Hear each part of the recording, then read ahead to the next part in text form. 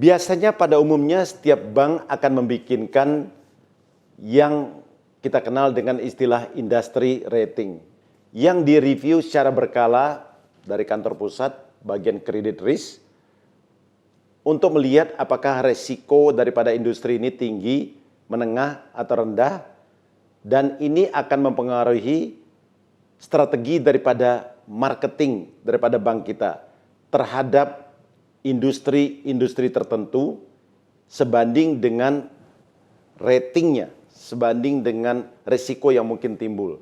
Jadi mungkin saja untuk industri tertentu, bank akan mengatakan, oh industri sembako kita bisa sampai exposure kita mungkin sampai dengan 30-40% dari portfolio.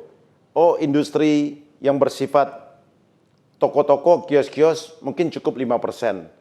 Developer bangunan mungkin cukup 10%. Toko-toko bahan bangunan mungkin bisa 10%. Alat berat mungkin bisa 20%, tergantung dengan resikonya.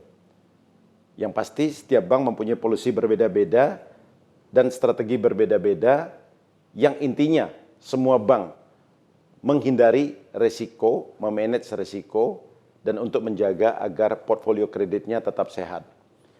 Hal yang perlu kita ingat, apapun yang terjadi di dalam suatu industri akan berdampak sedikit banyaknya kepada semua pemain yang ada di dalam industri tersebut.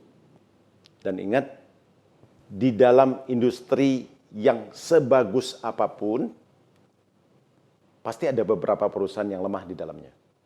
Hati-hati, industri bagus bukan berarti semua perusahaan di dalamnya layak kita berikan kredit.